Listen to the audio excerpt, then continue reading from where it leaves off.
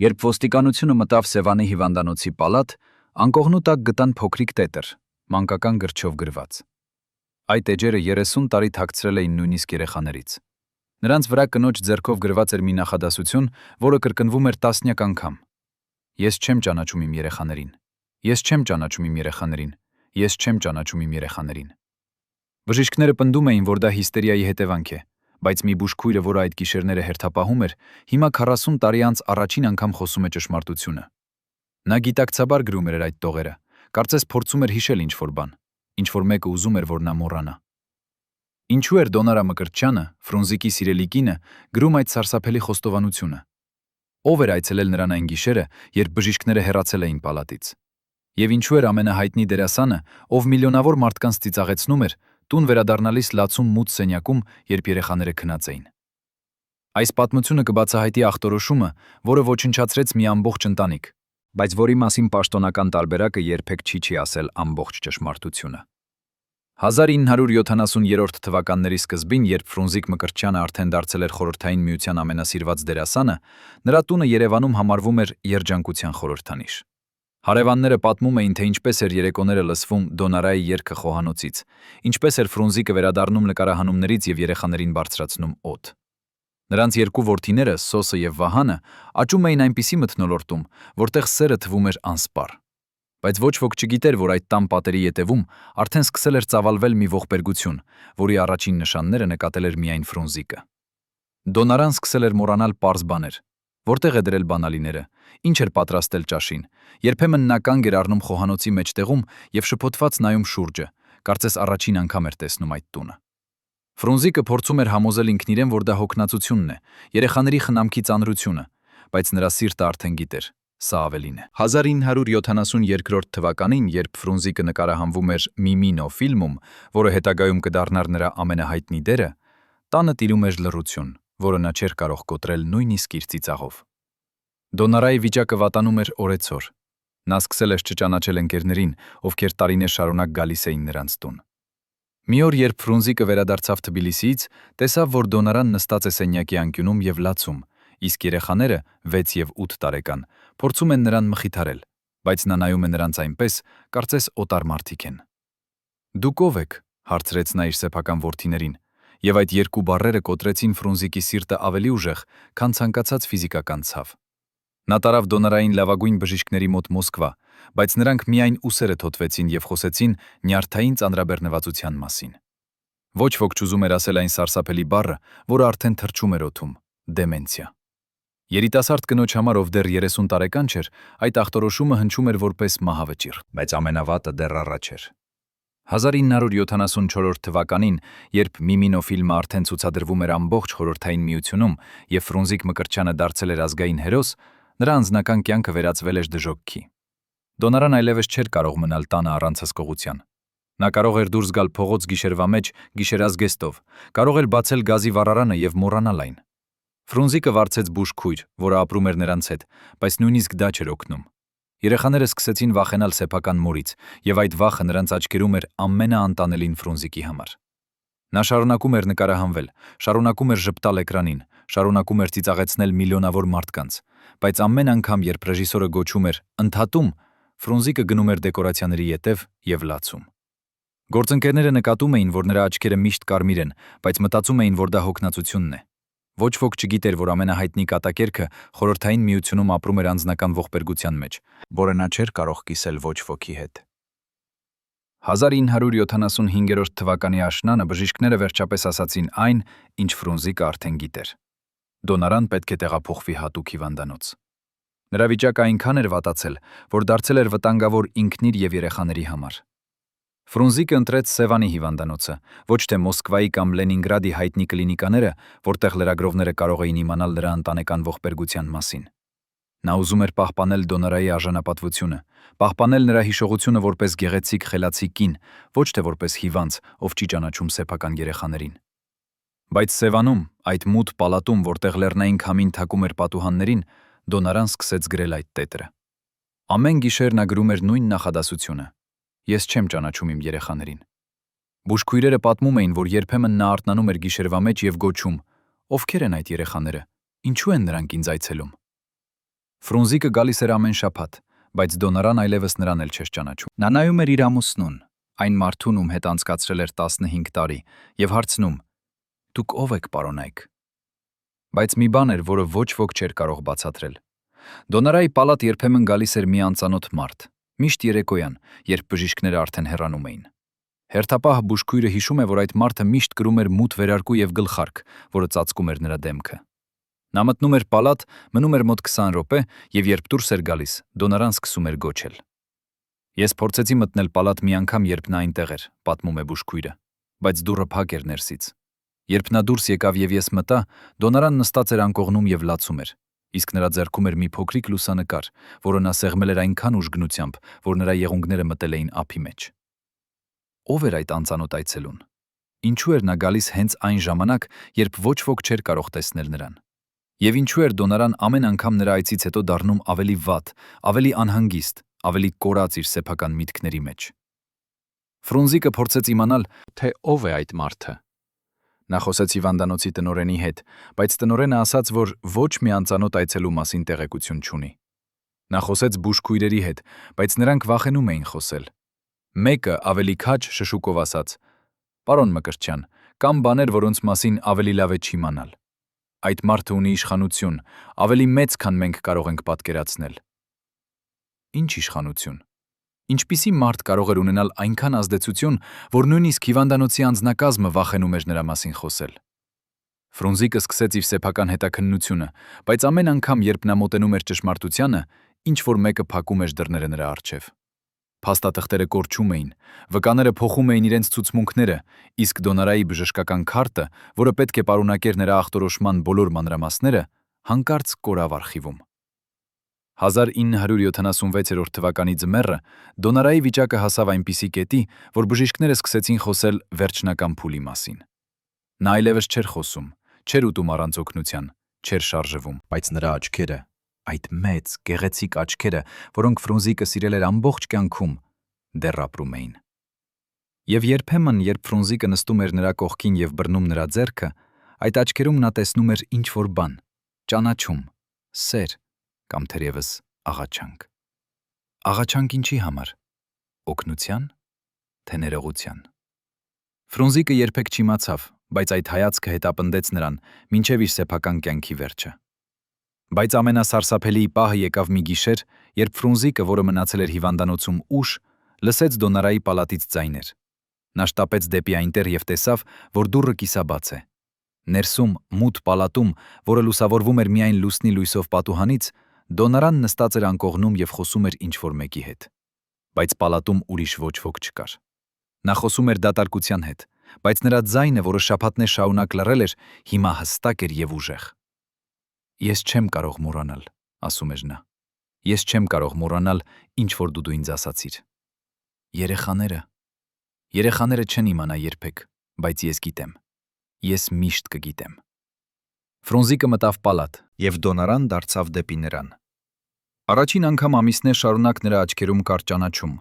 Ֆրունզիկ, շշուկեց նա, եւ այդ անունը, որը նա այնքան երկար չէր արտասանել, հնչեց որպես աղոթք եւ որպես ներողություն միաժամանակ։ Ֆրունզիկ, ներիր ինձ։ Ես չէի ուզում։ Նրանք ինձ ստիպեցին մոռանալ, բայց ես չեմ կարող։ Ես սիրում եմ քեզ։ Ես սիրում եմ մեր երեխաներին, բայց նրանք ասացին, որ եթե ես չմոռանամ, ապա… Նա չավարտեց նախադասությունը։ Նրա աչքերը փակվեցին եւ նա ընկավ բարձի վրա։ Բժիշկները վազեցին, բայց արդեն ուշ էր։ Դոնարա Մկրտչյանը մահացավ այդ գիշեր 1976 թվականի փետրվարի 12-ին 38 տարեկան հասակում։ Պաշտոնական տարբերակը ասում էր վաղաժամ դեմենցիա, անհայտ ծագման, բայց Ֆրունզիկը գիտեր, որ դա ստախոսություն է։ Նրա վերջին խոսքերը, այդ անավարտ նախադասությունը հետապնդեցին նրան մինչև իր սեփական մահը։ Ո՞վ էին նրանք։ Ինչու էին ուզում, որ Դոնարան մոռանա։ Եվ ամենակարևորը, ինչ էր այն, ինչ նա չպետք է հիշեր։ Ֆրունզիկը փորձեց գտնել պատասխանները, բայց ամեն դուռ, որ նա բացում էր, տանում էր դեպի ավելի մութ միջանցքներ։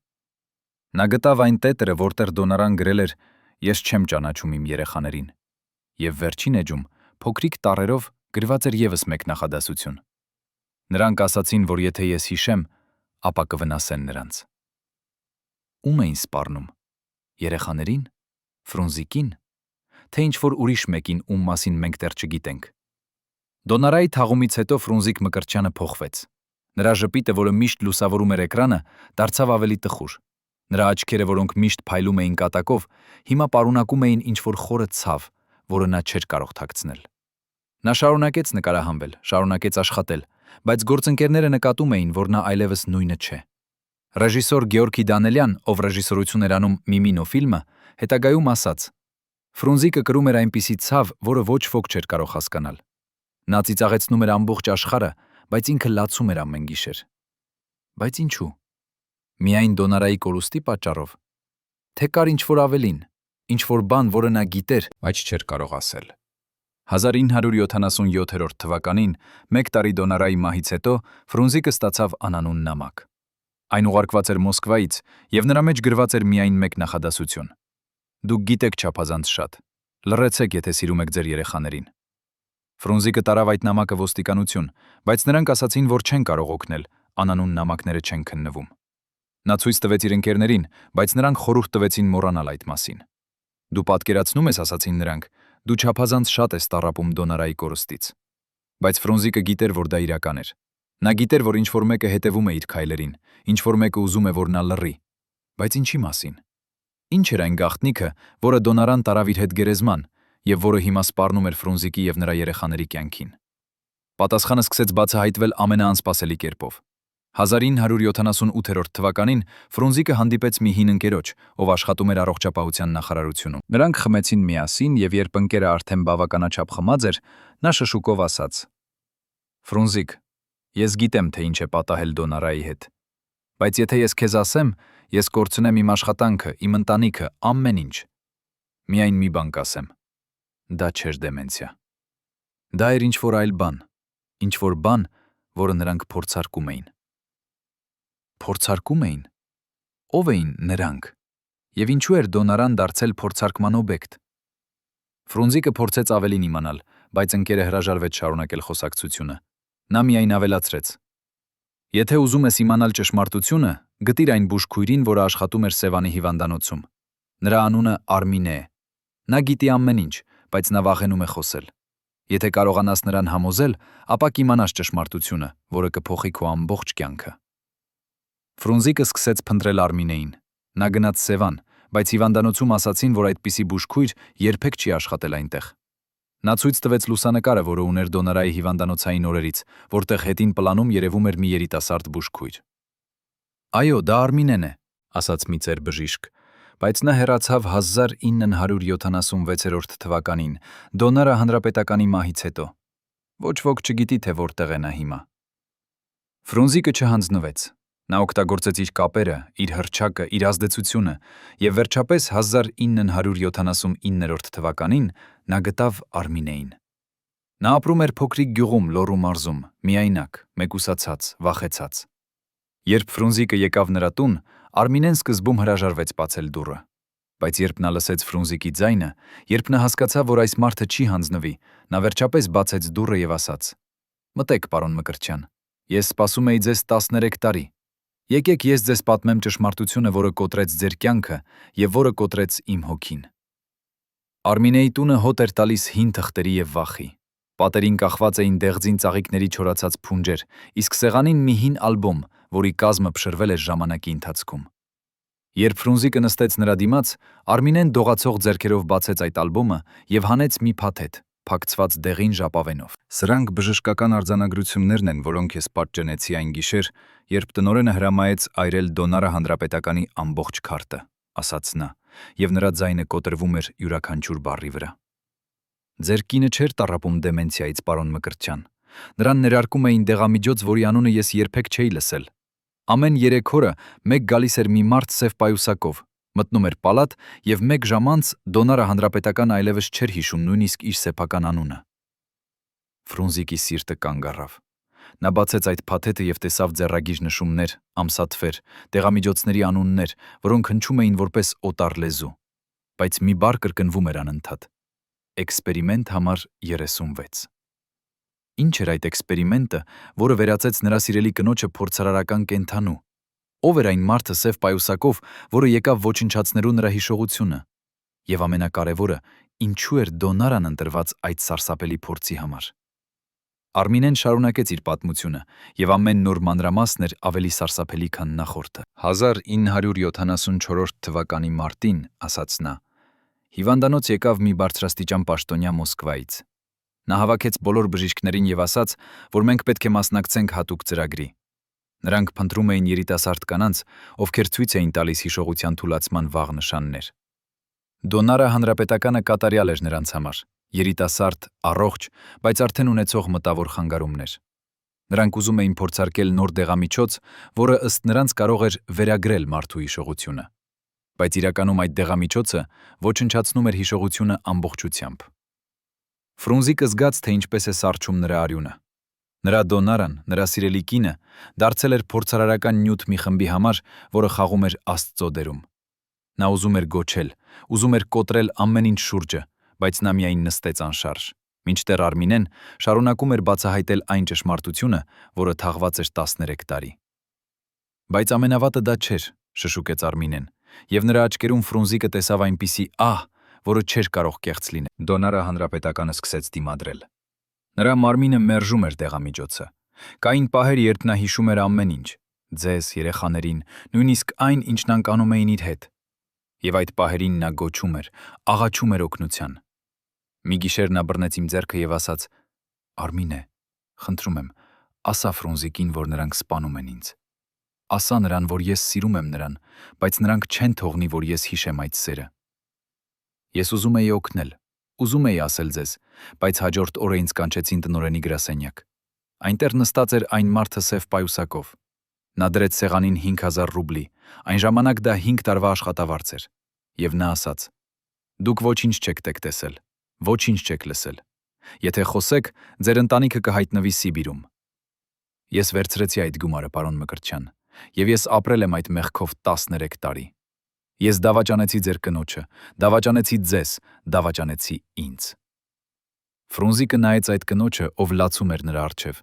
եւ նա չզգաց բարկություն։ Նա զգաց միայն անսահման ցավ եւ անկարողություն։ Ինչպես կարող էր նա մեղադրել Արմինեին, երբ ամբողջ համակարգը, ամբողջ պետությունը աշխատում էր այդ գաղտնիքը թաքցնելու համար։ Նա վերցրեց այդ փաթեթը բժշկական արձանագրություններով եւ հարցրեց. «Ո՞վ էր այդ մարդը սև պայուսակով։ Դուք տեսել եք նրա դեմքը»։ Արմինեն գլուխը թափ տվեց։ Միայն մեկ անգամ, երբ նա հանեց իր գլխարկը մի վայրկյանի համար։ Նա ուներ սպի մազեր, թեև երիտասարդ էր, եւ նրա աջ ականջի հետևում կար մեծ սպի կծիկ։ Բայց ամենաանմոռանալին նրա աչքերն էին, սառը, անզգայուն, կարծես նա նայում էր ոչ թե մարդկանց, այլ իրերի։ Ֆրունզիկը փորձեց հիշել, արդյոք երբևէ տեսել է այդպիսի մարդու։ Նա անցել էր հարյուրավոր ընդունելությունների, հանդիպել էր հազարավոր մարդկանց, բայց ոչ ոք չէր համապատասխանում այդ նկարագրությանը։ Կամ թերևս նա պարզապես չէր ուշադրություն դարձրել, քանի որ ով կարող էր պատկերացնել, որ այդպիսի հրեշ կարող է գոյություն ունենալ իրական կյանքում։ Երբ Ֆրունզիկը հեռացավ Արմինեի տնից, արդեն մութ էր։ Նա քայլում էր գյուղի դատարկ փողոցներով, ձեռքին սեղմած այդ փաթեթը, որը պարունակում էր նրա կնոջ տառապանքի ապացույցները։ Նա զգում էր, թե ինչպես է նրա ներսում աճում բարկությունը, ատելությունը, ցանկությունը վրեժ լուծելու։ Բայց նա նաև գիտեր, որ դեմ է կանգնած ուժի, որը շատ ավելի հզոր է, քան նա։ Ուժի, որը կարող է անհետացնել մարդկանց, ոչնչացնել փաստաթղթեր, փակել բերաններ։ Ուժի, որը վերահսկում է ոչ միայն հիվանդանոցները, այլև ամբողջ համակարգը։ Բայց Ֆրունզիկ Մկրտչյանը չէր այն մարդը, ով հանձնվում էր։ Նա որոշեց, որ կգտնի այդ մարդուն սև պայուսակով, կգտնի բոլորին, ովքեր պատասխանատու էին Դոնարայի տառապանքների համար, եւ նա կստիպի նրանց պատասխանել, ոչ թե օրենքի առջև, որը նրանք վերահսկում էին, այլ իր սեփական արդարության առջև։ Բայց արդյոք նա գիտեր, թե որքան վտանգավոր էր այդ ճանապարհը, որին նա ոտք էր դնում։ Արդյոք նա պատրաստ էր վճարել այն գինը, որը պահանջվում էր ճշմարտության համար։ 1980-ական թվականների սկզբին Ֆրունզիկը սկսեց իր սեփական հետաքննությունը։ Նա չէր կարող գնալ ոստիկանություն։ Արմինեի պատմությունը ցույց էր տվել, որ պաշտոնական կառույցները կամ ներգրաված էին այդ գործում, կամ վախենում էին դրան դիպչել։ Նա չէր կարող գնալ լրագրողների մոտ։ Խորհրդային միությունում ազատ մամուլ գոյություն չուներ։ Նա կարող էր վստահել միայն իր սեփական ուժերին եւ մի քանի հավատարիմ ընկերների։ Նա սկսեց հարցաքննել բոլորին, ովքեր աշխատել էին Սևանի հիվանդանոցում այն տարիներին։ Շատերը հրաժարվեցին խոսել։ Ոմանք ասացին, որ ոչինչ չեն հիշում, Բայց մի քանիսը, ովքեր արդեն ծեր էին եւ ավելի քիչ վախեցած, սկսեցին բացահայտել փոքրիկ մանրամասներ։ Մի հին բժիշկ հիշեց, որ այն տարիներին հիվանդանոցում կար հատուկ թև, որտեղ մուտքը արգելված էր սովորական անձնակազմի համար։ Այնտեղ բերում էին հատուկ հիվանդներ, ասաց նա, եւ մենք երբեք չիմացանք, թե ինչ էր կատարվում այդ պալատներում, բայց գիշերները մենք լսում էինք գոչյուններ, այնպիսի գոչյուններ, որոնք չէին նման մարդկային ձայնի։ Ֆրունզիկը գտավ այդ թևը։ Այն արդեն փակ էր, դռները կնքված, պատուհանները խցանված։ Բայց նա գտավ ճանապարհ ներս մտնելու, օգտագործելով իր կապերը շինարարական կազմակերպությունում, որը պատասխանատու էր հիվանդանոցի վերանորոգման համար։ Երբ նա մտավ այդ թև, նա զգաց, թե ինչպես է սառչում նրա ողնաշարը։ Պալատները դատարկ էին, բայց պատերին դեռ կային հետքեր, արյան հին բծեր, որոնք չէին կարողացել լվանալ, քերծվածքներ, որոնք թվում էր, թե արված էին եղունգներով, եւ մի պալատում, ամենամութում, պատին գրված էր մի նախադասություն. օգնություն, նրանք սպանում են մեզ։ Ֆրունզիկը լուսանկարեց այդ ամենը իր ֆոտոցիկով, որը միշտ կրում էր իր հետ։ Նա գիտեր, որ այդ լուսանկարները կարող են լինել միակ ապացույցը, որ այդ սարսափը իրականում տեղի է ունեցել։ Բայց երբ նա դուրս էր գալիս հիվանդանոցից, նա նկատեց, որ մի մարդ հետևում է իրեն։ Մի մարդ սև վերարկու մեջ, ով կանգնած էր փողոցի անկյունում եւ նայում նրան այն սառը, անզգայուն հայացքով, որի մասին Արմինեն պատմել էր։ Ֆրունզիկը շտապեց դեպի իր մեքենան, բայց երբ նա փորձեց գործարկել շարժիչը, ոչինչ չեղավ։ Մարմնամասը կտրված էր։ Նա նայեց հետևի հայելուց եւ տեսավ, որ այդ մարդը մոտենում է։ Ֆրունզիկի սիրտը բաբախում էր այնքան ուժգնությամբ, որ նա կարծում էր այն կպայթի։ Նա դուրս թռավ մեքենայից եւ վազեց դեպի հիվանդանոցի մուտքը, որտեղ կային մարդիկ, որտեղ նա կարող էր անվտանգ զգալ։ Բայց երբ նա հասավ դռանը, նա զգաց ձեռքի ռուսին։ Նա շրջվեց եւ տեսավ այդ մարդուն, մոտիկից առաջին անգամ։ Սպի մազեր, սպի կծիկ աճականջի հետևում եւ այն սառը աչքերը, որոնք նայում էին նրան ոչ թե որպես մարդու, այլ որպես իրի։ «Պարոն Մկրտչյան», ասաց այդ մարդը, եւ նրա ձայնը հանգիստ էր, գրեթե քաղցր։ «Դուք շատ հետաքրքրասեր եք։ Հետաքրքրասիրությունը վտանգավոր բան է, հատկապես երբ դուք ունեք երկու որդի, ովքեր դեռ երիտասարդ են եւ խոցելի»։ Այդ բառերը հարվածեցին Ֆրունզիկին ավելի ուժեղ, քան ցանկացած ֆիզիկական հարված։ Նրանք սպառնում էին նրա երեխաներին։ Նրանք սպառնում էին միակ բանին, որ մնացել էր նրան դոնորայից հետո։ «Ո՞վ եք դուք», հարցրեց Ֆրունզիկը, փորձելով, որ նրա ձայնը չդողա։ Մարդը ժպտաց, բայց այդ ժպիտը չհասավ նրա աչքերին։ «Ես եմ մարդը, ով հոգ է տանում, որ որոշ գաղտնիքներ մնան գաղտնիք։ Ես եմ մարդը, ով ապահովում է, որ մարդիկ ինչպես դուք չխանգարեն կարևոր աշխատանքին։ Ձեր կինը մասնակցեց մի ծրագրի, որը կարող էր փրկել հազարավոր կյանքեր։ Նա պետք է հպարտ լիներ, բայց դուք փոխարենը փորձում եք ներկայացնել նրան որպես զոհ։ Դա ոչ պատվական է, պարոն Մկրտչյան»։ Ֆրունզիկը զգաց, թե ինչպես է նրա ներսում բորբոքվում բարկությունը։ Նա չէր մասնակցում, գոչեց նա։ Նրան ստիպեցին։ Դուք ոչնչացրիք նրա հիշողությունը, դուք սպանեցիք նրան։ Մարդը թոթվեց ուսերը։ Մենք փորձարկեցինք դեղամիջոց։ Ցավոք այն չաշխատեց այնպես, ինչպես ակնկալում էինք, բայց գիտությունը պահանջում է զոհեր։ Ձեր կինը եղավ մեկը նրանցից։ Հիմա հարցը այն է, արդյոք դուք ուզում եք, որ ձեր որդիները նույնպես դառնան զոհեր։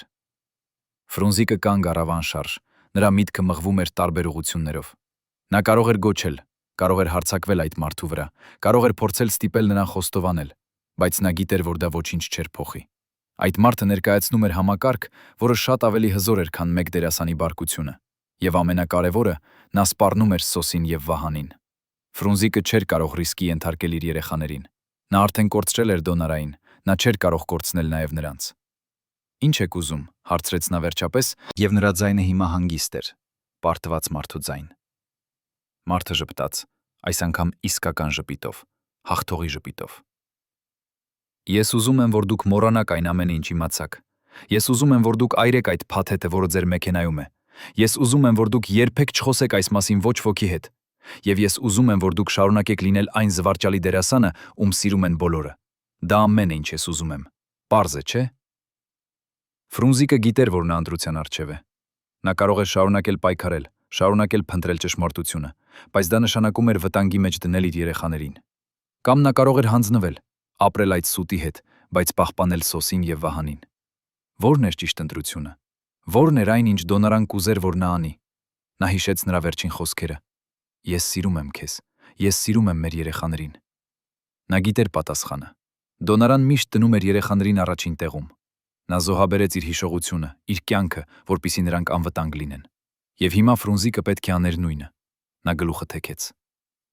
Լավ, ասաց նա։ Ես կմոռանամ։ Ես կայրեմ փաթեթը։ Ես կլռեմ։ Մարդը թփթփեց նրա ուսը, կարծես նա երեխա լիներ։ Խելացի որոշում, պարոն Մկրտչյան։ Հիմա գնացեք տուն, գրկեք ձեր որդիներին եւ շարունակեք ապրել։ Եվ հիշեք, մենք միշտ հետևում ենք։ Միշտ։ Նա շրջվեց եւ հեռացավ, իր սև վերարկուն անհետանալով գիշերային մթության մեջ։ Ֆրունզիկը վերադարձավ իր մեքենա, վերցրեց այդ փաթեթը բժշկական արձանագրություններով եւ նայեց նրան երկար ժամանակ։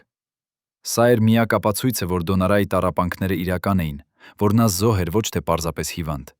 Սա էր միակ բանը, որը կարող էր արդարացնել նրան, կարող էր ցույց տալ աշխարհին, թե ինչ էր իրականում պատահել։ Բայց սա նաև էր այն բանը, որը կարող էր սպանել նրա երեխաներին։ Ֆրունզիկը հանեց իր վառիչը, բացեց փաթեթը եւ դանդաղ, շատ դանդաղ սկսեց այրել այդ էջերը մեկ առ մեկ։ Նա դիտում էր, թե ինչպես են բոցերը լափում Դոնարայի ցավի վկայությունները, ինչպես են մոխիր դառնում այն բառերը, որոնք կարող էին փոխել ամեն ինչ։ Եվ ամեն այրված էջի հետ նա զգում էր, թե ինչպես է մի մասը իր հոգու մահանում։ Երբ վերջին էջը վերածվեց մոխրի, Ֆրունզիկը նստեց իր մեքենայում եւ լաց եղավ։ Նա լաց եղավ Դոնարայի համար, ում նա չկարողացավ պաշտպանել։ Նա լաց եղավ իր սեփական անկարողության համար, եւ նա լաց եղավ այն ճշմարտության համար, որը հիմա անհետացել էր ընդմիշտ։ Բայց մի բան Ֆրունզիկը չգիտեր։ Արմինեն, այն բուժքույրը, ով տվել էր նրան այդ փաթեթը, պահել էր պատճենը։ Նա գիտեր, որ Ֆրունզիկը ստիպված կլինի ոչնչացնել ապացույցները։ Նա գիտեր, որ համակարգը շատ ուժեղ էր, բայց նա նաև գիտեր, որ մի օր, երբ այդ համակարգը կփլուզվի, երբ մարդիկ կարողանան խոսել առանց վախի, այդ ապացույցները կպետք լինեն։ Եվ այդ պատճենը նա թաքցրեց այնպիսի վայրում, որտեղ ոչ ոք չէր կարող գտնել, իր սեփական տան հիմքերի տակ, մի մետաղյա տուփի մեջ, որը նա կնքեց եւ թաղեց 2 մետր խորությամբ։ Նա գիտեր, որ հավանաբար երբեք չի տեսնի այն օրը, երբ այդ ճշմարտությունը կբացահայտվի, բայց նա հույս ուներ, որ մի օր, թերևս տասնամյակներ անց, ինչ-որ մեկը կգտնի այդ տուփը եւ կպատմի աշխարհին այն պատմությունը, որը նրանք փորձեցին ջնջել։ Արդյոք այդ օրը երբևէ կգա։ Արդյոք Դոնարա Մկրտչյանի զոհաբերությունը երբևէ կճանաչվի։ Թե նրա պատմությունը կմնա թաղված, ինչպես այդ մետաղյա տուփը, ընդմիշտ մոռացված եւ անտեսված։ 1986 թվականի ամռանը, երբ Խորհրդային Միությունը դեռ թվում էր անսասան, Ֆրունզիկ Մկրտչյանի տան դռան առջև հայտնվեց փոքրիկ ծրար, առանց ուղարկողի հասցեի։ Ներսում հին թղթի մեջ փաթաթված կար մի բանալի եւ մի քարտ, որի վրա գրված էր միայն հասցե. Աբովյան փողոց, տուն 17, բնակարան 5։ Ֆրունզիկը ճանաչեց այդ ձեռագիրը անմիջապես, դա Դոնարայի ձեռագիրն էր, այն նույն կլորացած տառերը, որոնցով նա գրում էր սիրո նամակներ նրանց ծանոթության առաջին տարիներին։ Բայց ինչպես կարող էր դա լինել, երբ Դոնարան մահացել էր 9 տարի առաջ։ Ֆրունզիկի ձեռքերը դողում էին, երբ նա կրկին ու կրկին դիտարկում էր այդ քարտը։ Թանակը թարմ էր, թուղթը նոր, բայց ձեռագիրը անկասկած Դոնարայինն էր։ Ով էր ուղարկել այս ծրարը։ Ինչու հիմա, 9 տարի անց։ Եվ ամենակարևորը, ինչ էր թաքնված այն բնակարանում, որի բանալին հիմա սառչեցնում էր նրա ափը։ Արդյոք սա թակարդ էր, որը նրան կտանի դեպի նոր վտանգ, թե վերջապես դեպի այն ճշմարտությունը, որը նա ստիպված էր այրել այն սարսափելի գիշերը Սևանում։ Երեք օր Ֆրունզիկը պահեց այդ բանալին իր գրպանում, չհամարձակվելով գնալ այդ հասցեով։ Նա վախենում էր ավելի շատ, քան երբևէ իր կյանքում։ Վախենում էր ոչ թե իր համար, այլ Սոսի եւ Վահանի համար, ովքեր արդեն դարձել էին երիտասարդ տղամարդիկ։ Մեկը ուսումնասիրում էր ճարտարապետություն, մյուսը բժշկություն։ Նրանք չգիտեին ամբողջ ճշմարտությունը իրենց մոր մահվան մասին։ Ֆրունզիկը պատմել էր նրանց միայն այն, ինչ պաշտոնական տարբերակն էր ասում. վաղաժամ դեմենցիա, անբուժելի հիվանդություն, խնամքով շրջապատված վերջին օրեր։ Նա երբեք չէր խոսել փորձարկումների մասին, այն մարդու մասին սև վերարկու մեջ, այրված փաթեթի մասին։ Նա ուզում էր պահպանել նրանց այն փոքրիկ խաղաղությունից, որը մնացել էր նրանց կյանքում։ Բայց այդ բանալին այրում էր նրա գրպանում, կանչում էր նրան, խոստանում էր պատասխաններ, որոնք նա փնտրել էր 9 տարի։ Եվ վերջապես 4-րդ օրը, երբ երեխաները դպրոցում էին, Ֆրունզիկը վերցրեց այդ բանալին եւ գնաց դեպի Աբովյան փողոց։ Տուն 17-ը հին շենք էր, որը կառուցվել էր դեռ հեղափոխությունից առաջ։ Աստիճանները կրծկռում էին նրա ոտքերի տակ, պատերը խոնավ էին եւ ծածկված սնկով։ 5-րդ բնակարանը գտնվում էր վերջին հարկում, եւ երբ Ֆրունզիկը հասավ դռանը, նա տեսավ, որ այն ծածկված էր փոշով, Կարծես ոչ ոք չէր բացել այն ամիսներ, թերևս տարիներ շարունակ։ Նա մտցրեց բանալին կողպեքում, եւ դուռը բացվեց անձայն, չափազանց անձայն այդպիսի հին դռան համար։ Ներսում մութ էր, օդը խիտ եւ ծանր։ Ֆրունզիկը գտավ անջատիչը եւ վառեց լույսը։ Այն, ինչ նա տեսավ, ստիպեց նրան սառչել տեղում։ Բնակարանը փոքր էր, մեկ սենյակ, խոհանոց, լոգարան։ Բայց այդ սենյակի պատերը ծածկված էին լուսանկարներով։ Հարյուրավոր լուսանկարներ, բոլորը Դոնարայի։ Դոնարան երիտասարդ, Դոնարան հղի, Դոնարան երեխաների հետ, Դոնարան հիվանդանոցային անկողնում։ Եվ յուրաքանչյուր լուսանկարի տակ գրված էր ամսաթիվ եւ մի նախադասություն։ 1966 մայիս, նա դեռ հիշում է ինձ։ 1973 հոկտեմբեր, նա այլևս չի ճանաչում երեխաներին։ 1975 դեկտեմբեր, նա մահանում է, եւ ես չեմ կարող կանգնեցնել դա։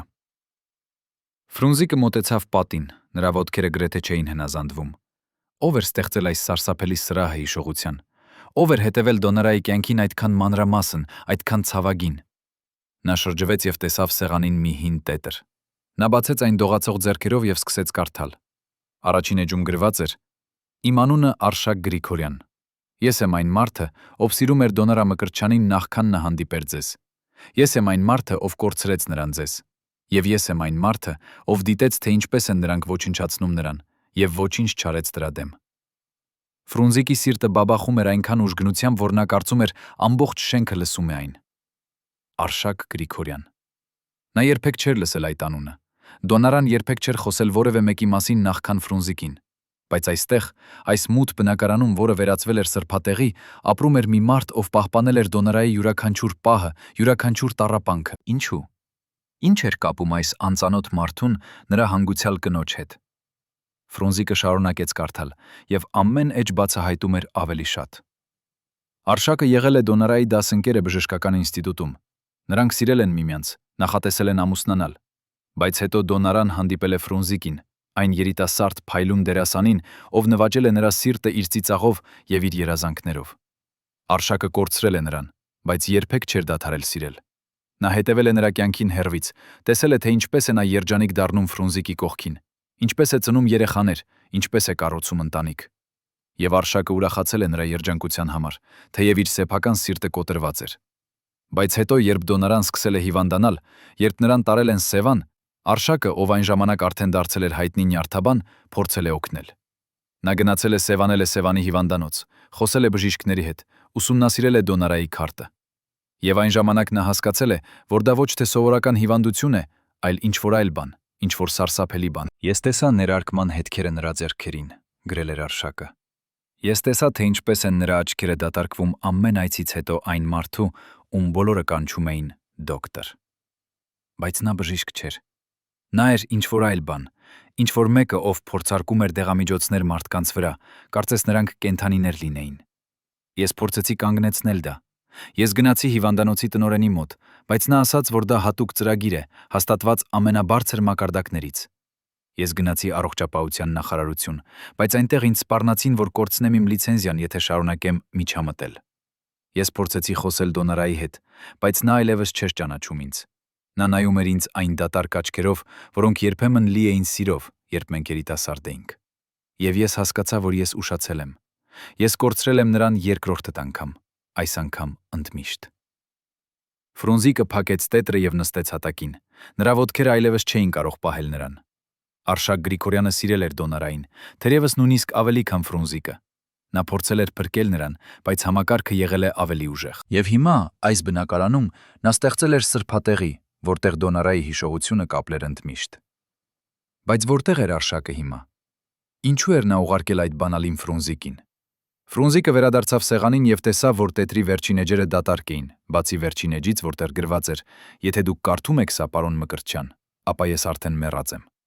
Ես ապրեցի 10 տարի այս բնակարանում, 10 տարի Դոնարայի հիշողության հետ, 10 տարի մեղքի եւ ցավի մեջ։ Բայց հիմա ես գիտեմ, որ իմ ժամանակը սպառվում է։ Նույն մարդիկը, ովքեր սպանեցին Դոնարային, հիմա գալիս են իմ համար։ Նրանք իմացան,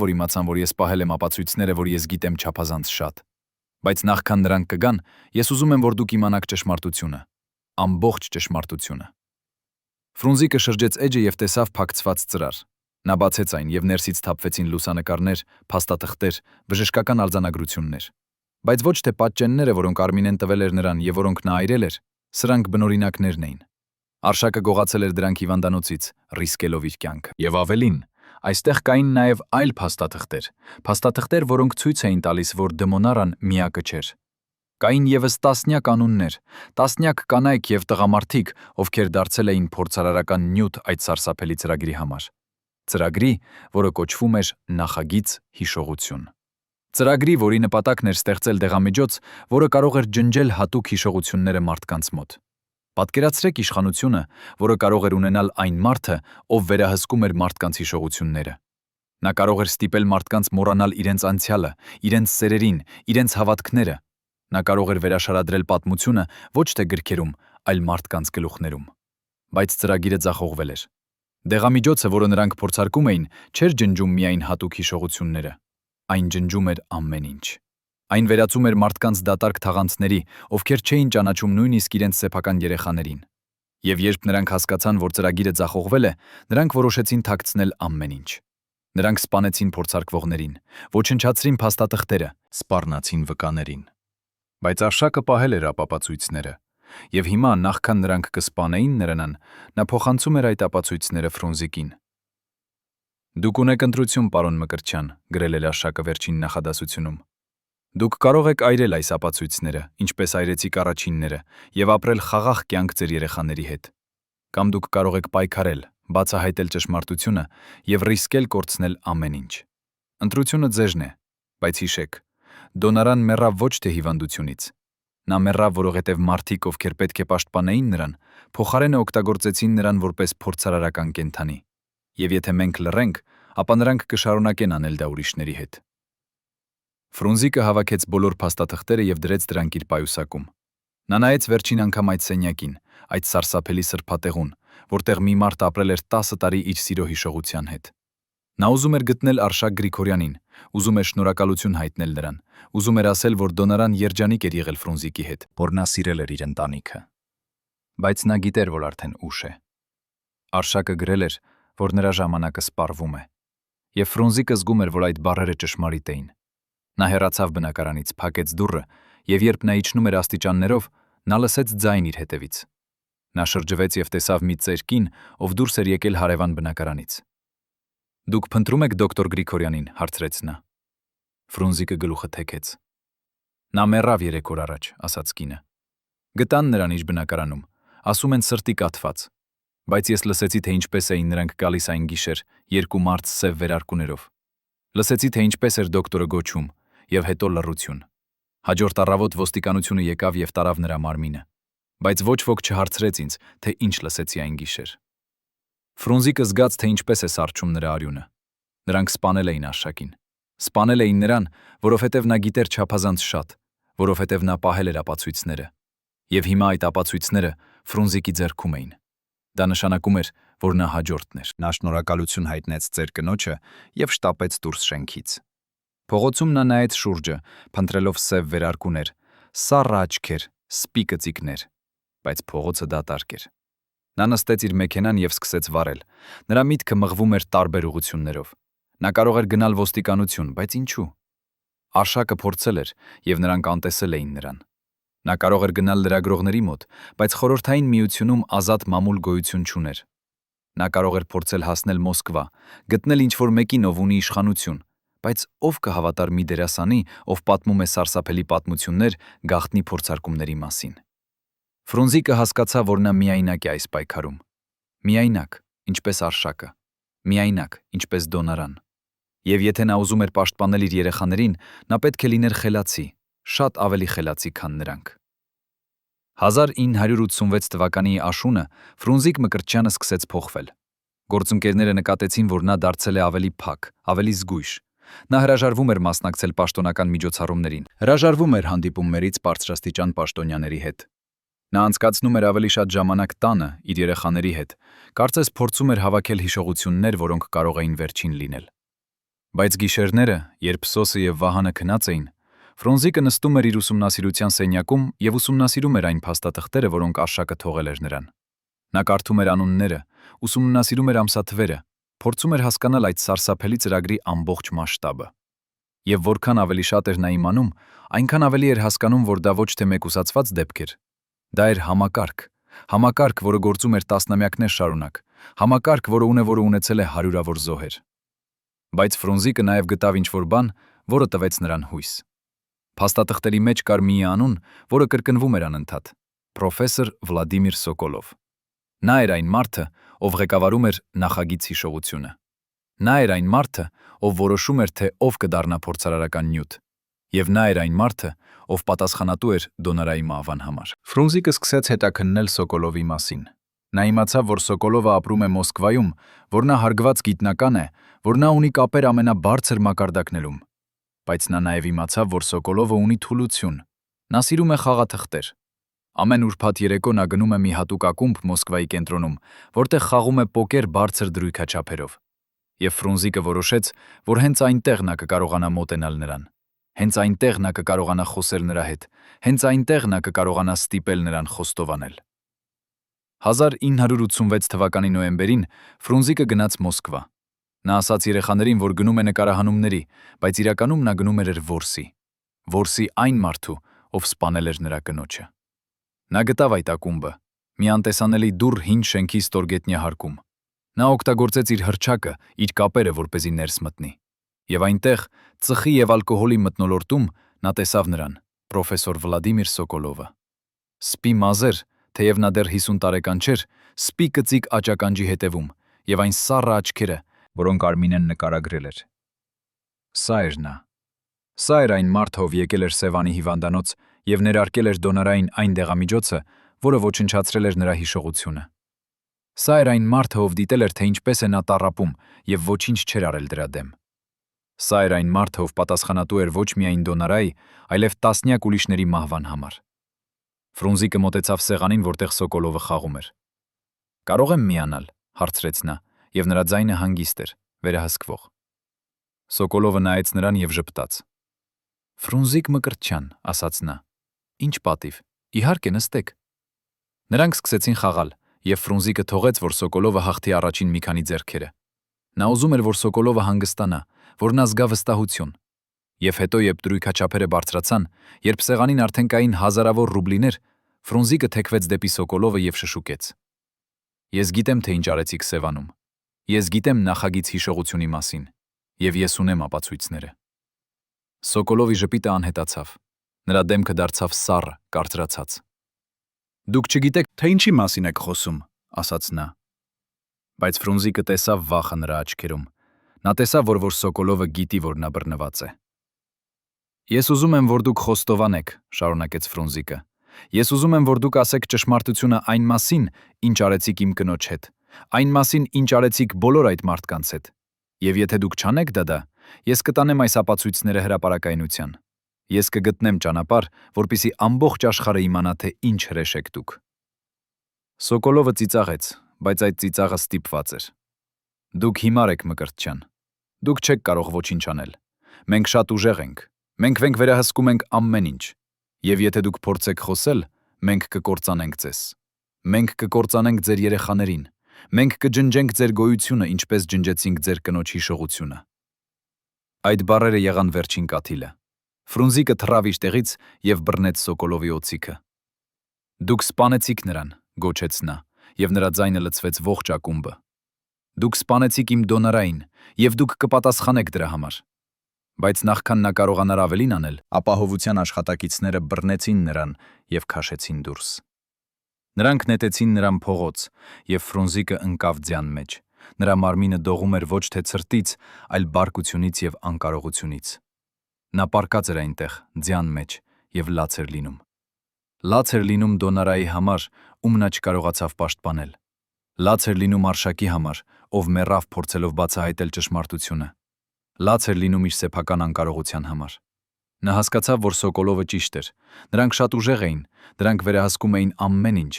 եւ մի դերասանը, անկախ նրանից, թե որքան հայտնի է նա, չէր կարող պայքարել նրանց դեմ։ Բայց Ֆրունզիկը նաեւ հասկացավ ուրիշ բան։ Նա հասկացավ, որ եթե նա չի կարող պայքարել հիմա, ապա նա պետք է պահպանի ապացույցները ապագայի համար։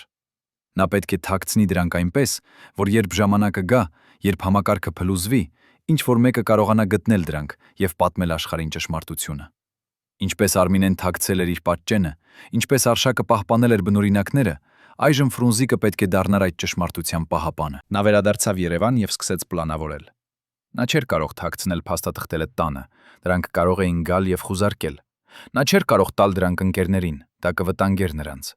Նա պետք է գտներ այնպիսի վայր, որտեղ ոչ ոք չէր փնտրի, բայց որտեղ ապագա սերունդները կարող էին գտնել։ Եվ հետո նրան եկավ գաղափարը։ Նրա ընտանիքը ուներ հին տուն Գյումրիում, տուն, որը կառուցվել էր դեռ նրա պապի կողմից։ Այդ տունը վնասվել էր երկրաշարժից եւ ոչ ոք չէր ապրում այնտեղ տասնամյակներ շարունակ, բայց հիմքերը դեռ ամուր էին։ Ֆրունզիկը գնաց Գյումրի, գտավ այդ տունը եւ գիշերվա մթության մեջ, երբ ոչ ոք չէր տեսնում, նա փորեց փոս հիմքերի տակ։ Նա դրեց փաստաթղթերը մի մետաղյա տուփի մեջ, կնքեց այն եւ թաղեց 2 մետր խորությամբ։ Նա նշեց այդ վայրը քարերերով, այնպես որ միայն նա կարող էր գտնել։ Եվ հետո նա գրեց նամակ իր երեխաներին, նամակ, որը նրանք պետք է կարդային միայն նրա մահից հետո։ Նամակում նա պատմեց ամեն ինչ՝ Դոնարայի իրական հիվանդության մասին, նախագիծ հիշողությունի մասին, թաքնված ապացույցների մասին։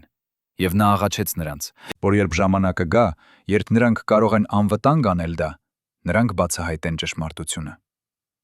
Նա կնքեց այդ նամակը եւ դրեց իր անձնական անվտանգության տուփում բանկում, հրահանգներով, որ այն պետք է տրվի Սոսին եւ Վահանին միայն նրա մահից հետո։ Արդյոք Ֆրունզիկ Մկրտչյանը գիտեր, որ նա ապրելու է դեռ տասնյակ տարիներ, որ նա կտեսնի Խորհրդային Միության փլուզումը, կտեսնի նոր Հայաստանի ծնունդը։ Արդյոք նա գիտեր, որ նրա երեխաները կմեծանան եւ կունենան իրենց սեփական ընտանիքները, որ նրանք կապրեն երջանիկ կյանք, չգիտենալով այն սարսափելի ճշմարտությունը, որը նա թաքցրել էր նրանցից։ Արդյոք նա գիտեր, որ մինչև իր մահը 1997 թվականին նա կշարունակի ծիծաղեցնել մարդկանց, կշարունակի լինել այն սիրելի դերասանը, ում բոլորը հիշում են որպես Միմինոյի Ռուբիկը։ Բայց ամեն գիշեր, երբ նա մենակ էր, երբ կադրերը չէին նկարահանում, երբ երեխաները քնած էին, Ֆրունզիկ Մկրտչյանը դեռ լաց էր լինում։ Լաց էր լինում այն կնոջ համար, ում նա սիրել էր ամբողջ սրտով, այն կնոջ համար, ում հիշողությունը ջնջվել էր մարդկանց կողմից, ովքեր խաղում էին Աստծո դերում։ Եվ նա հույս ուներ, որ մի օր, երբ նրա երեխաները կկարդային այդ նամակը, երբ նրանք կգտնեին այդ թաքնված ապացույցները, նրանք կպատմեին աշխարհին ճշմարտությունը։ Ճշմարտությունը Դոնարա Մկրտչյանի մասին, ով չէր տառապում դեմենցիայից, այլ դարձել էր զոհ մի սարսափելի փորձարկման, որը պետք է մնար գաղտնիք ընդմիշտ։ 1990-ական թվականների սկզբին, երբ Խորհրդային Միությունը փլուզվում էր եւ 5 գաղտնիքները սկսում էին դուրս գալ լույս, Ֆրունզիկ Մկրտչյանի տանը հայտնվեց անսպասելի հյուր։ Մի կին, մոտ 60 տարեկան, ով ներկայացավ որպես Լուսինե Ավագյան, նախկին լաբորանտ Մոսկվայի գաղտնի հետազոտական ինստիտուտից։ Նրա ձեռքերը դողում էին, երբ նա հանեց իր պայուսակից մի փաթեթ, փակցված դեղին ժապավենով, ճիշտ այնպես, ինչպես Արմինեի եւ Արշակի փաթեթները։ «Պարոն Մկրտչյան», ասաց նա, եւ նրա ձայնը կոտրվում էր։ «Ես եղել եմ մաս այն թիմի, որը մշակել է նախագիծ հիշողությունը։ Ես եղել եմ այնտեղ, երբ նրանք ներարկում էին ձեր կնոջը։ Ես տեսել եմ, թե ինչ են նրանք արել, եւ ես ապրել եմ այդ մեղքով 15 տարի։ Բայց հիմա, երբ համակարգը փլուզվում է, երբ Սոկոլովը փախել է արտերկիր եւ թաքնվում է, ես ուզում եմ, որ դուք իմանաք ամբողջ ճշմարտությունը։ Ոչ թե այն, ինչ Արշակը գիտեր, ոչ թե այն, ինչ փաստաթղթերում է գրված, այլ այն, ինչ իրականում տեղի ունեցավ այն սենյակներում, որտեղ ես աշխատում էի»։ Ֆրունզիկը զգաց, թե ինչպես է նրա սիրտը սկսում բաբախել ավելի արագ։ 15 տարի նա սպասել էր այս պահին։ 15 տարի նա ապրել էր այն գիտելիքով, որ ճշմարտությունը թաղված է, բայց երբեք չէր հույսը կորցրել, որ մի օր նա կիմանա ամեն ինչ։ Եվ հիմա այս կինը, ով եղել է ներսում, ով տեսել էր ամեն ինչ, եկել էր պատմելու նրան այն, ինչից նա վախենում էր իմանալ։ Լուսինեն բացեց փաթեթը եւ Ֆրունզիկը տեսավ լուսանկարներ, որոնք ստիպեցին նրան շրջվել։ Լուսանկարներ լաբորատորիայից, որտեղ մարդիկ կապված էին մահճակալներին, նրանց գլուխները միացված էին մեքենաների, նրանց աչքերը լիահով։ Եվ մի լուսանկարում նա տեսավ Դոնարային։ Նրա Դոնարային, կապված, անօգնական, նրա գեղեցիկ դեմքը աղավաղված ցավից։ «Սա արվել է 1974 թվականի օգոստոսին», ասաց Լուսինեն։ «Սա էր 3-րդ փուլը։ Նրանք արդեն փորձարկել էին դեղամիջոցը կենդանիների վրա, հետո բանտարկյալների վրա, ովքեր կամավոր համաձայնվել էին փոխանակազատության։ Բայց նրանք ուզում էին տեսնել, թե ինչպես է այն աշխատում սովորական մարդկանց վրա, մարդկանց, ովքեր ունեն ընտանիք, սեր, հիշողություններ, որոնք արժե կորցնել։ Ձեր կինը ընտրվեց, որովհետև նա արդեն ցույց էր տալիս հիշողության թուլացման նշաններ։ Նրանք մտածեցին, որ եթե դեղամիջոցը աշխատի նրա վրա, ապա կարող են ասել, որ դա բնական հիվանդության առաջընթաց էր, կատարյալ ծածկոց։ Ֆրունզիկը չէր կարող խոսել։ Նա միայն նայում էր այդ լուսանկարներին, եւ ամեն նոր պատկեր էր ավելի սարսափելի, քան նախորդը։ Լուսինեն շարունակեց, բայց ինչ-որ բան սխալ գնաց։ Դեղամիջոցը պետք է ջնջեր միայն հատուկ հիշողությունները, այն հիշողությունները, որոնք Սոկոլովը ընտրում էր։ Նա ուզում էր ջնջել ձեր կնոջ հիշողությունները ձեր մասին, երեխաների մասին, նրա ամբողջ ընտանեկան կյանքի մասին։ Նա ուզում էր տեսնել, արդյոք կարող է վերագրել նոր հիշողություններ, ստեղծել նոր անցյալ։ Պատկերացրեք իշխանությունը։ Դուք կարող եք վերցնել մարդուն, ջնջել նրա անցյալը եւ ստեղծել նոր անձնավորություն, որը հավատարիմ կլինի միայն ձեզ։ Սա էր Սոկոլովի երազանքը։ Բայց ձեր կինը դիմադրեց։ Նրա մարմինը, նրա միտքը, նրա սերը ձեր եւ երեխաների նկատմամբ էին այնքան ուժեղ, որ դեղամիջոցը չէր կարող լիովին աշխատել։ Այո, նա մոռացավ ձեզ, մոռացավ երեխաներին, բայց նա նաեւ մոռացավ ամեն ինչ այլ։ Նա դարձավ դատարկ թաղանթ, ոչ թե վերագրվող անձնավորություն։ Եվ Սոկոլովը բարկացավ, շարունակեց Լուսինեն, նրա աչքերը լցվելով արցունքներով։ Նա ասաց, որ եթե դեղամիջոցը չի աշխատում այնպես, ինչպես պետք է, ապա նա պետք է փոխի դոզան։ Նա սկսեց ավելացնել դոզան, ավելի ու ավելի, անտեսելով մեր բողոքները։ Մենք լաբորանտները տեսնում էինք, թե ինչ է կատարվում։ Մենք տեսնում էինք, թե ինչպես է ձեր կինը տառապում, ինչպես է նրա մարմինը մերժում դեղամիջոցը, ինչպես է նրա ուղեղը դանդաղ ոչնչանում։ Բայց Սոկոլովը չէր դադարում։ Նա ասում էր, որ գիտությունը պահանջում է զոհեր, որ մենք պետք է շարունակենք։ Եվ մենք շարունակեցինք, որովհետև վախենում էինք։ Վախենում էինք կորցնել մեր աշխատանքը, մեր ընտանիքները, մեր կյանքը։ Մենք եղանք գործիքներ այն համակարգի ձեռքում, որը չէր հարգում մարդկային կյանքը։ Ֆրունզիկը վերջապես գտավ իր ձայնը։ Ինչու՞, հարցրեց նա, եւ այդ մեկ բառը պարունակում էր ամբողջ նրա ցավը, ամբողջ նրա բարկությունը։ Ինչու էր Սոկոլովը ընտրել հենց դոնարային։ Ինչու էր նա ուզում ոչնչացնել նրա հիշողությունները մեր մասին։ Լուսինեն նայեց նրան, եւ նրա աչքերում Ֆրունզիկը տեսավ ինչ-որ բան, որը ստիպեց նրան սառչել։ Որովհետև դուք էիք հայտնի, ասաց նա։ Որովհետև եթե դեղամիջոցը աշխատեր հայտնի դերասանի կնոջ վրա, ապա Սոկոլովը կարող էր ապացուցել իր վերադասներին, որ այն կարող է աշխատել ցանկացած մարդու վրա։ Նա ուզում էր օգտագործել ձեր կնոջը որպես ցուցադրական օրինակ։ Եվ նա նաև ուզում էր ձեզ պատժել։ Պատժել, կրկնեց Ֆրունզիկը։ Ինչի համար։ Լուսինեն հանեց եւս մի փաստաթուղթ։ 1972 թվականին դուք հրաժարվեցիք նկարահանվել մի ֆիլմում, որը պետք է քարոզեր Խորհրդային Միության գիտական նվաճումները։ Այդ ֆիլմի սցենարը գրել էր Սոկոլովի եղբայրը։ Ձեր հրաժարումը նշանակում էր, որ ֆիլմը չարտադրվեց, եւ Սոկոլովի եղբայրը կորցրեց իր աշխատանքը։ Սոկոլովը երբեք չմոռացավ դա, եւ երբ նա ստացավ իշխանություն, երբ նա դարձավ նախագիծ հիշողությունի ղեկավար, նա որոշեց վրեժ լուծել։ Նա ընտրեց ձեր կնոջը ոչ թե պատահականորեն, այլ նպատակաուղղված։ Նա ուզում էր, որ դուք տառապեք, ինչպես նրա եղբայրը տառապեց։ Ֆրունզիկը զգաց, թե ինչպես է նրա աշխարհը փլուզվում։ Դոնարան մեռավ ոչ թե գիտության անունով, ոչ թե որպես անխուսափելի զոհ։ Նա մեռավ, որովհետև մի մարդ, ով ուներ իշխանություն, ուզում էր վրեժ լուծել մի հին վիրավորանքի համար։ Նա մեռավ, որովհետև Ֆրունզիկը մի անգամ ասել էր ոչ մի ֆիլմի։ Այս էր այն ճշմարտությունը, որը նա փնտրել էր 15 տարի։ Այս էր այն պատասխանը, որը ավելի սարսափելի էր, քան ցանկացած պատկերացում։ Ես ուզում էի, որ դուք իմանաք, ասաց Լուսինեն, որովհետև դուք արժանի եք իմանալ ճշմարտությունը։ Եվ նաև որովհետև ես ուզում եմ, որ դուք իմանաք, ձեր կինը հերոս էր։ Նա դիմադրեց մինչև վերջ։ Կային պահեր, երբ դեղամիջոցի ազդեցությունը թուլանում էր եւ նա հիշում էր։ Եվ այդ պահերին նա գոչում էր ձեր անունը, երեխաների անունները։ Նա պայքարում էր ավելի ուժեղ, քան ցանկացած մարդ, ում ես տեսել եմ։ Եվ նույնիսկ երբ նրա մարմինը հանձնվեց, նրա սիրտը երբեք չհանձնվեց։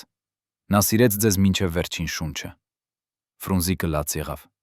Նա լաց եղավ առաջին անգամ 15 տարվա ընթացքում, ոչ թե լռությամբ, ոչ թե գիշերվա մթության մեջ, այլ բարձրաձայն, անկառավարելի։ Նա լաց եղավ դոնարայի համար, ով տառապեց ոչ թե հիվանդությունից, այլ մի մարդու չարությունից։ Նա լաց եղավ իր սեփական անմեղության համար, որը դարձավ նրա կնոջ մահվան պատճառ։ Եվ նա լաց եղավ այն համակարգի համար, որը թույլ տվեց, որ այդպիսի սարսափը տեղի ունենա։ Լուսինեն սպասեց, մինչև նա հանգստացավ, եւ հետո ասաց. Կա ևս մեկ բան, որը դուք պետք է իմանաք։ Սոկոլովը փախել է Գերմանիա։ Նա ապրում է Բերլինում, նոր անունով, նոր կյանքով։ Նա շարունակում է իր հետազոտությունները, այժմ անկախ լաբորատորիայում։ Նա երբեք չպատժվեց իր հանցագործությունների համար։ Նա ազատ է, մինչդեռ նրա զոհերը, ինչպես ձեր կինը, թաղված են եւ մոռացված։ Այդ բառերը վառեցին ինչ-որ բան Ֆրունզիկի ներսում։ Բարկություն, որը նա ճնշել էր 15 տարի, հուսահատություն, որը վերածվել էր ատելության։ Ես կգտնեմ նրան, ասաց նա։ Ես կգտնեմ Սոկոլովին, եւ ես կստիպեմ նրան պատասխանել։ Բայց Լուսինեն ձեռքը դրեց նրա ուսին։ Ոչ, պարոն Մկրտչյան, ասաց նա։ Եթե դուք գնաք նրա հետևից, նա կսպանի ձեզ։ Նա ունի կապեր, ունի գումար, ունի իշխանություն։ Դուք չեք կարող պայքարել նրա դեմ ֆիզիկապես, բայց դուք կարող եք պայքարել այլ կերպ։ Դուք կարող եք պատմել աշխարհին ճշմարտությունը։ Դուք կարող եք ապահովել, որ Դոնարա Մկրտչյանի անունը չմոռացվի, որ նրա պատմությունը դառնա խորհրդանիշ բոլոր նրանց համար, ովքեր տառապեցին այդ սարսափելի ծրագրից։ Սա է ձեր վրեժը, ոչ թե արյունը, այլ ճշմարտությունը։ Ֆրունզիկը գիտեր, որ նա ճիշտ է։ Նա արդեն ծեր էր, հիվանդ, նրա ուժերը սպառված։ Նա չէր կարող գնալ Գերմանիա եւ որսալ Սոկոլովին, բայց նա կարող էր անել ավելին։ Նա կարող էր ապահովել, որ ճշմարտությունը երբեք չմոռացվի։ Ես կպատմեմ իմ երեխաներին, ասաց նա։ Ես կտամ նրանց բոլոր ապացույցները, եւ երբ ես մեռնեմ, նրանք կշարունակեն պայքարը։ 1996 թվականին Ֆրունզիկ Մկրտչյանը հավաքեց Սոսին եւ Վահանին։ Նրանք արդեն չափահաս մարդիկ էին, Սոսը հաջողված ճարտարապետ, Վահանը հարգված բժիշկ։ Նա պատմեց նրանց ամեն ինչ։ Նա ցույց տվեց նրանց Լուսինեի փաթեթը, Արշակի տետրը, Արմինեի արձանագրությունները։ Նա պատմեց նրանց Գյումրիում թաղված մետաղյա տուփի մասին։ Եվ նա տվեց նրանց իր վերջին խնդրանքը. Երբ ես մեռնեմ, երբ դուք կարող եք անվտանգ անել դա, գտեք այդ տուփը, հանեք ապացույցները եւ պատմեք աշխարհին ձեր մոր պատմությունը։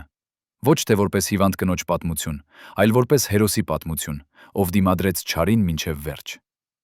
Սոսը եւ Վահանը լացեցին, իմանալով վերջապես ճշմարտությունը, որը նրանց թաքցրել էին ամբողջ կյանքը։ Բայց նրանք նաեւ խոստացան։ Նրանք խոստացան, որ կպահպանեն իրենց մոր հիշողությունը, որ կպայքարեն արդարության համար, որ կապահովեն, որ Դոնարա Մկրտչյանի անունը երբեք չմոռացվի։ 1997 թվականի դեկտեմբերի 22-ին Ֆրունզիկ Մկրտչյանը հեռացավ այս աշխարհից։ Նա մեռավ իր տանը, շրջապատված իր երեխաներով եւ թոռներով։ Նրա վերջին խոսքերը եղան. «Դոնարա, ես գալիս եմ քեզ մոտ։ Վերջապես մենք կլինենք միասին, եւ ոչ ոք չի կարող մեզ բաժանել»։ Նրա թաղումը եղավ ազգային սուգ։ Հազարավոր մարդիկ եկան հրաժեշտ տալու այն դերասանին, ով ծիծաղեցել էր նրանց ամբողջ կյանքը։ Բայց քիչերը գիտեին այն ցավը, որը նա կրել էր, այն գաղտնիքը, որը նա պահպանել էր, այն պայքարը, որը նա մղել էր լռությամբ։ Սոսը եւ Վահանը կանգնած էին գերեզմանի մոտ, եւ նրանք գիտեին, որ հիմա նրանց պարտականությունն է շարունակել այն, ինչ սկսել էր նրանց հայրը։ Նրանք պետք է գտնեին այն թաղված տուփը, պետք է բացահայտեին ճշմարտությունը, պետք է ապահովեին, որ նրանց մոր զոհաբերությունը չլիներ զուր։ Բայց կյանքը շարունակվեց, եւ տարիները անցան։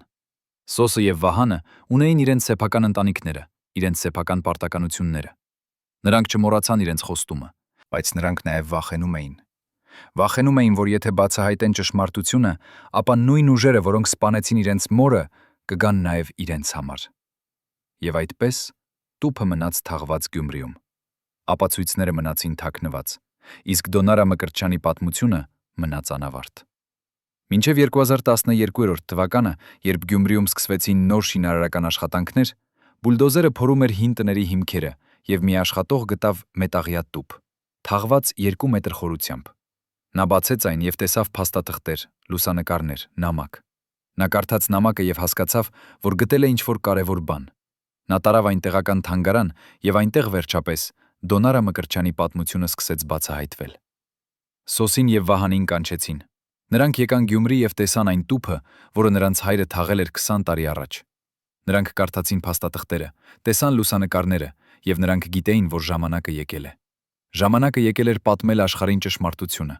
Նրանք կազմակերպեցին մամուլի ասուլիս, որտեղ բացահայտեցին նախագիծ հիշողությունի մասին, Դոնարայի տառապանքների մասին, Սոկոլովի հանցագործությունների մասին։ Պատմությունը տարածվեց ամբողջ աշխարհում։ Լրագրողները եկան Հայաստան, փաստավավերագրող ֆիլմեր արվեցին, գրքեր գրվեցին։ Եվ Դոնարա Մկրտչյանի անունը, որը մոռացված էր որպես պարզապես հայտնի դերասանի կին, հիմա դարձավ խորհրդանիշ։ Խորհրդանիշ բոլոր նրանց համար, ովքեր տառապեցին պետական բռնությունից, ովքեր դարձան զոհեր գիտության անունով կատարված հանցագործությունների։ Բայց ինչ վերաբերում է Սոկոլովին, երբ պատմությունը հրապարակվեց, միջազգային հետաքննություն սկսվեց։ Գերմանական իշխանությունները գտան նրան Բերլինում, ապրելով նոր անունով՝ Վերներ Շմիդ։ Նա ժխտեց ամեն ինչ, ասաց, որ դա սուտ է, որ նա երբեք չի եղել ներգրավված այդպիսի ծրագրում։ Բայց ապացույցները անհերքելի էին։ Լուսանկարները, փաստաթղթերը, Լուսինե Ավակյանի վկայությունը, ով հիմա ապրում էր Ամերիկայում եւ համաձայնվեց վկայել։ Սոկոլովին ձերբակալեցին, դատեցին, եւ 2014 թվականին նա դատապարտվեց 20 տարի բանտարկության, մարդկության դեմ հանցագործությունների համար։ Նա մեռավ բանտում 2016 թվականին, միայնակ, մոռացված։ Նրա անունը դարձած հայհոյանք։ Արդարությունը թեև ուշացած, վերջապես վերականգնվեց։ Այսօր Երևանում Դոնարա Մկրտչյանի անվան հուշահամալիր կա։ Այնտեղ մարդիկ գալիս են հարգանքի տուրք մատուցելու ոչ միայն նրան, այլև բոլոր նրանց, ովքեր տառապեցին նախագիծ հիշողությունից։ Պատերին կախված են լուսանկարներ Դոնարայի, Արշակի, Արմինեի, Լուսինեի եւ տասնյակ ուրիշների, ում անուններն այժմ հայտնի են։ Եվ կենտրոնում կանգնած է արձան, Ֆրունզիկ եւ Դոնարա Մկրտչյանների, ձեռք-ձեռքի, ժպտացող, այնպես ինչպես նրանք էին նախքան սարսափը սկսվելը։ Արձանի տակ գրված է. «Սերը ավելի ուժեղ է, քան մոռացումը, հիշողությունը ավելի ուժեղ է, քան մահը»։ Բարեկամներ, ինչպես եք դուք վերաբերվում Ֆրունզիկ Մկրտչյանին եւ նրա ընտանիքի ողբերգությանը։ Արդյոք Դոնարան զոհ էր համակարգի, որը չէր հարգում մարդկային կյանքը, թե նաեւ մեր բոլորի անտարբերության, ովքեր թույլ տվեցինք, որ այդպիսի բաներ տեղի ունենան։ Արդյոք Ֆրունզիկը կարող էր ավելին անել, թե նա արեց այն ամենը, ինչ հնարավոր էր մի հայրի համար, ով ուզում էր պաշտպանել իր երեխաներին։ Գրեք ձեր կարծիքը մեկնաբանություններում։ Մեզ համար կարևոր է իմանալ, արդյոք հիշում են Դոնարա Մկրտչյանին ձեր քաղաքում։ Արդյոք նրա պատմությունը դպրել է ձեր սիրտը։ Եթե այս պատմությունը ստիպեց ձեզ մտածել, եթե այն հուզեց ձեզ, դրեք լայք եւ բաժանորդագրվեք մեր ալիքին։